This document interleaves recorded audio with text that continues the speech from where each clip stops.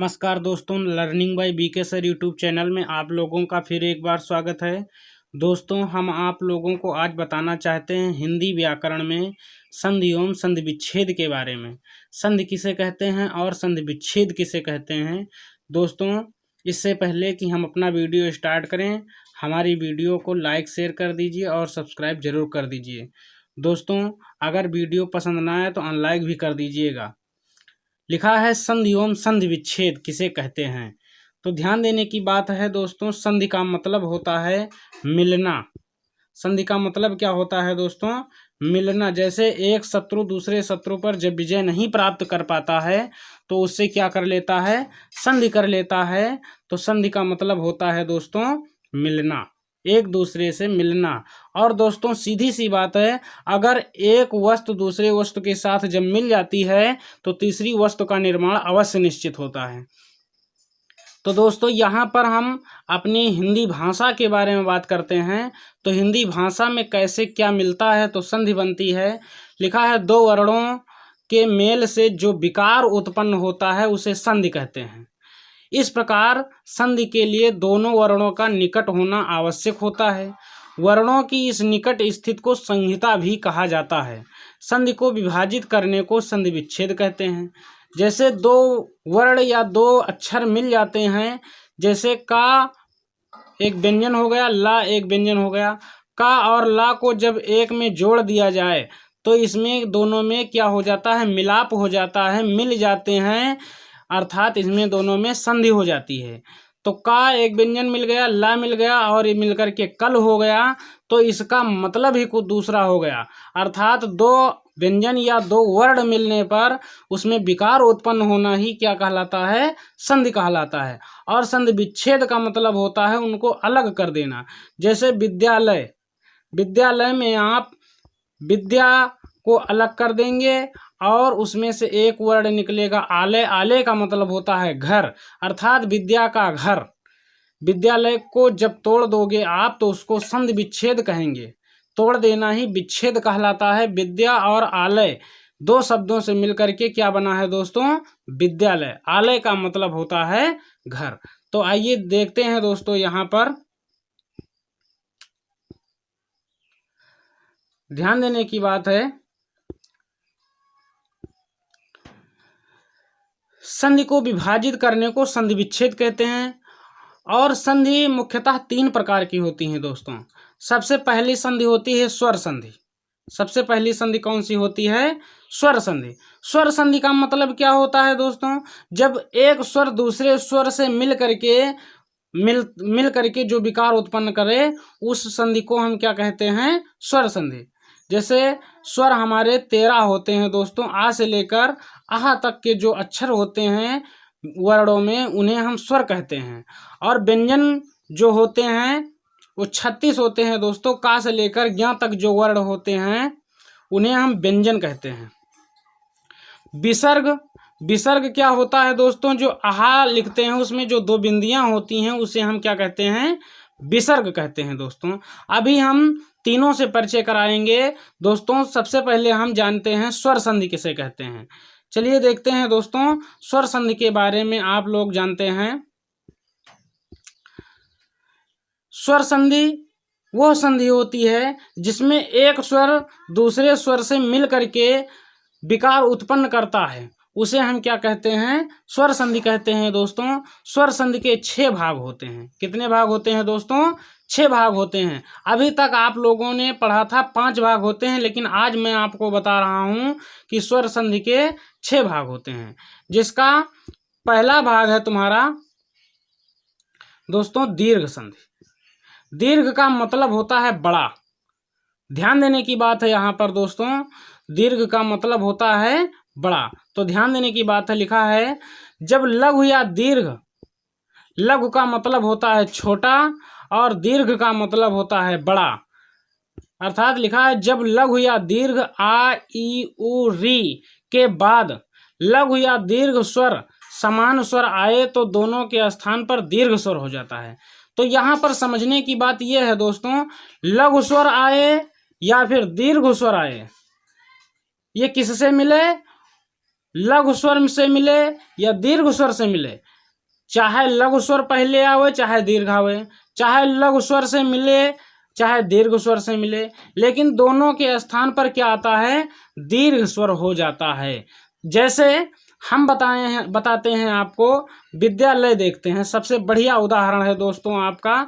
विद्या में अगर आप हिंदी पढ़ते हैं तो आपको पता चलता होगा कि यहाँ पर आधा दा है और या है, या में ये आ की मात्रा लगी है।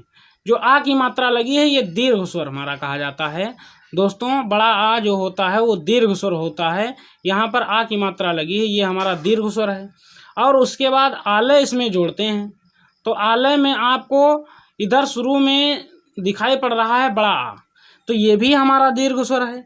तो यहाँ पर दीर्घ स्वर से मिलकर के दीर्घ स्वर का निर्माण करता है, तो इसको हम दीर्घ संधि कहते हैं। अब इसमें बात कर रहा है कि लघु स्वर दीर्घ से मिले या फिर लघु से मिले, वहां पर भी दीर्घ आएगा, तो उसकी बात करते हैं। तो यहाँ पर आते हैं, लिखा है अर्थ, धर्म प्लस अर्थ। ध्यान देने की बात है दोस्तों, यहाँ पर लिखा है धर्म प्लस अर्थ। तो धर्म में माँ में भी छोटा आ की मात्रा है, और अर्थ में भी आप शुरुआत में देखते हैं छोटा आ लिखा हुआ है।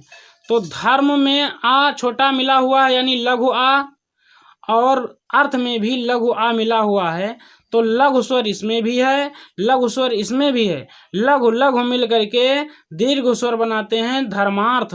लिखा है दोस्तों, माँ में यहाँ पर दीर्घ स्वर आ गया है, बड़ा आ की मात्रा, अर्थात लघु स्वर से जब मिलता है तब भी दीर्घ स्वर की प्राप्ति होती है, और दीर्घ स्वर लघु स्वर से मिलता है तब भी दीर्घ स्वर की प्राप्ति होती है, और जब दीर्घ स्वर से मिले तब भी दीर्घ स्वर की प्राप्ति होती है। इस प्रकार की संधि को हम क्या कहते हैं दोस्तों, दीर्घ संधि कहते हैं। अभी तक आप लोगों ने दीर्घ संधि के बारे में पढ़ा। आइए देखते हैं नेक्स्ट, आप लोगों के सामने लिखा है यण संधि। नंबर 2, यण संधि, जो कि हमारा स्वर संधि का भाग होता है। स्वर संधि का मतलब स्वरों का खेल जिसमें दिखाया जाए उसे स्वर संधि कहते हैं।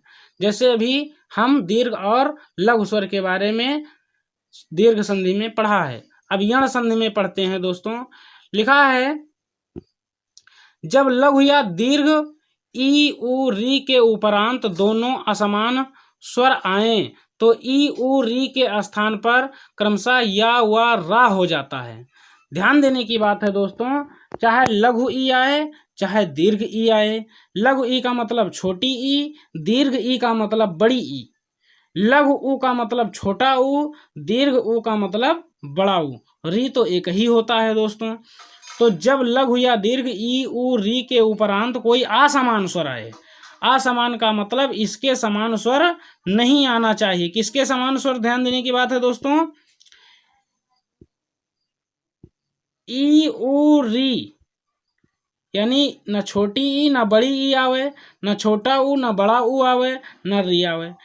इसके बाद में ये स्वर नहीं आने चाहिए, असमान स्वर आना चाहिए, कोई दूसरा स्वर आना चाहिए इन तीनों के अलावा। तो ध्यान देने की बात है, जैसे यहाँ पर हम पढ़ते हैं मधु प्लस अरे, मधु में छोटा उ यानी लघु उ आया है, और लेकिन इधर जो होगा वो छोटा आ आया है, अर्थात ये हमारा इन तीनों स्वरों से ना दीर्घ स्वर में है ना लघु स्वर में है, ये हमारा असमान स्वर है, भिन्न स्वर है।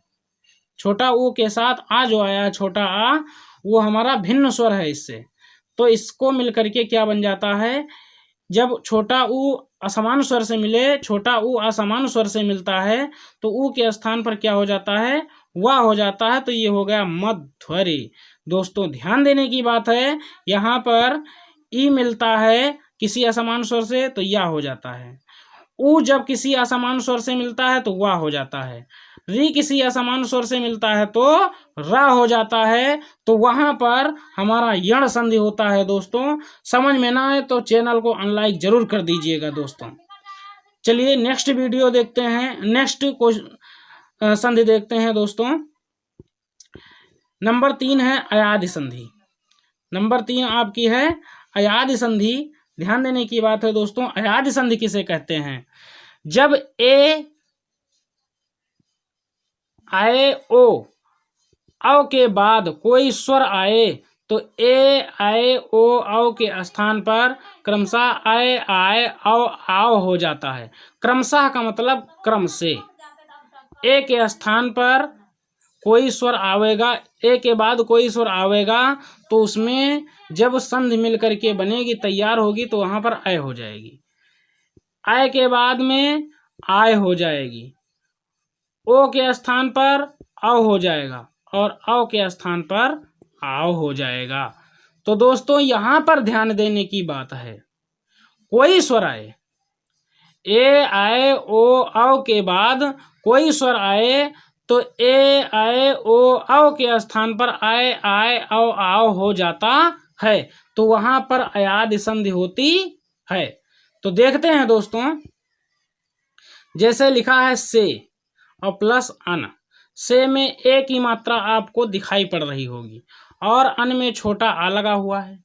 तो ए के बाद आया है, कोई स्वर आया है, तो ए के स्थान पर क्या हो जाएगा, आय, तो ये हो जाएगा सय। सय में पढ़ते हैं तो आय आता है दोस्तों, तो यहां पर हो गया सयन। हो लिखा है दोस्तों, हो में ओ की मात्रा आपको दिखाई पड़ रही होगी, तो ओ के स्थान पर तीसरे नंबर पर देखते हैं औ हो जाएगा। तो हो और प्लस अन में छोटा आ लगा हुआ है, स्वर है, ओ और आ मिलकर के यहाँ पर औ हो जाएगा, तो हो जाएगा हवन। तो ध्यान देने की बात है दोस्तों, यहाँ पर हमारा क्या होगा, अयाद संधि होगा। चलिए नेक्स्ट संधि देखते हैं दोस्तों। नंबर 4 है वृद्धि संधि। वृद्धि संधि किसे कहते हैं दोस्तों, आइए देखते हैं वृद्धि संधि के बारे में। लिखा है जब लघु या दीर्घ आ के उपरांत ए आए ओ औ आए तो ए और आय के स्थान पर आय तथा ओ और औ के जगह औ हो जाता है। बहुत ध्यान देने की बात है दोस्तों, यहाँ पर आपको क्लियर करना है कि सबसे पहले लघु या दीर्घ आना चाहिए। सबसे पहली विच्छेद में जो पहला पोर्शन होगा, फर्स्ट पोर्शन, उसमें दीर्घ या लघु आ आना चाहिए। दीर्घ का मतलब बड़ा आ, लघु का मतलब छोटा आ आना चाहिए। उसके बाद में जो सेकंड पोर्शन होगा, उसमें ए आए ओ औ आना चाहिए। तो क्या हो जाएगा, ए और आय के स्थान पर, ए और आय के स्थान पर आय हो जाएगा। ओ और औ के स्थान पर ओनली औ हो जाएगा दोस्तों। तो वहां पर हमारा क्या उनसे संधि होगी, वृद्धि संधि होगी। देखते हैं दोस्तों, इसमें लिखा है परम प्लस ऐश्वर्य। तो परम मां शब्द में छोटा आ छुपा हुआ है दोस्तों, लघु आ लिखा हुआ है। ऐश्वर्य में आपको शुरुआत में अय शब्द दिखाई पड़ रहा है, तो अय के स्थान पर हमारा अय ही हो जाएगा। तो परमय, यहाँ पर अय ही तुमको प्राप्ति हो रही है, तो परमय स्वर्य हो गया है दोस्तों। उसी प्रकार आगे एक दूसरा उदाहरण है, जल प्लस ओक। जल ला में छोटा आ लघु आ आया है और यहाँ पर ओ आया है, तो ओ आवे या औ आवे तो वहां पर औ ही होगा। ये हमारा वृद्धि संधि का नियम बता रहा है, इसकी डिफिनेशन परिभाषा बता रही है कि ओ हो या औ हो, दोनों के स्थान पर औ ही होगा। तो जल और ओक दोनों मिल करके हो जाएगा जलौक। यहाँ पर औ की प्राप्ति हो रही है दोस्तों। चलिए नेक्स्ट संधि देखते हैं दोस्तों।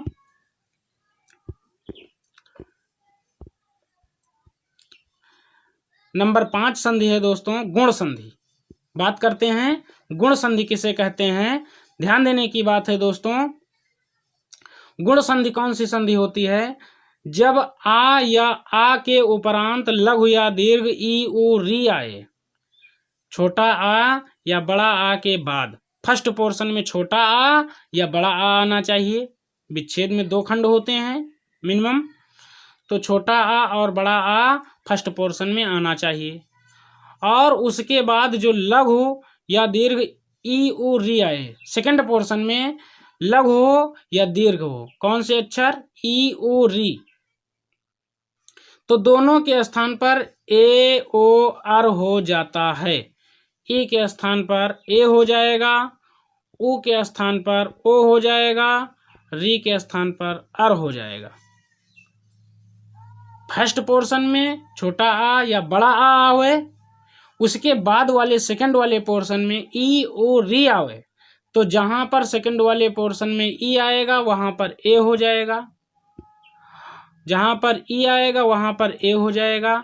सेकंड पोर्शन में अगर ऊ आया है तो ओ हो जाएगा, री आया है तो अर हो जाएगा, चाहे वो छोटा या बड़ा ई ऊ री हो। तब ई के स्थान पर लघु हो ई या दीर्घ ई हो, उसके स्थान पर ए, लघु ऊ हो या दीर्घ ऊ हो, उसके स्थान पर ओ होगा, और री हो तो उसके स्थान पर अर होगा।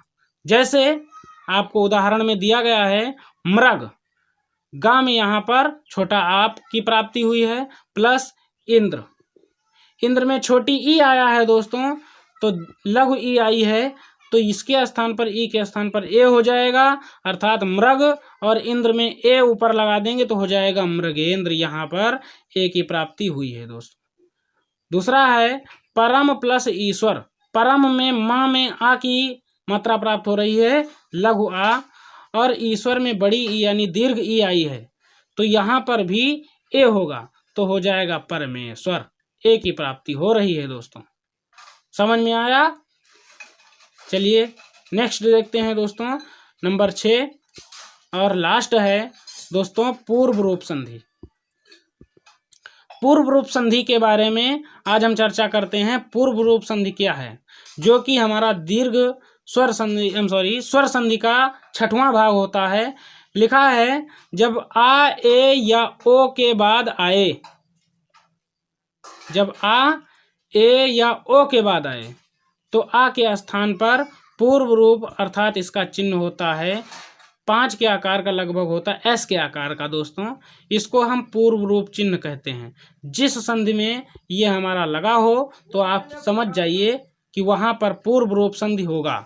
जैसे लोको अयम, लोको अयम में यहाँ पर जो आ है ये हमारा यही पूर्व रूप का निशान बन जाएगा, तो यहाँ पर पूर्व रूप संधि होगी। धन्यवाद दोस्तों, हमारे चैनल को सब्सक्राइब जरूर करें। इसी के साथ आज की क्लास हमारी एंड होती है। धन्यवाद दोस्तों।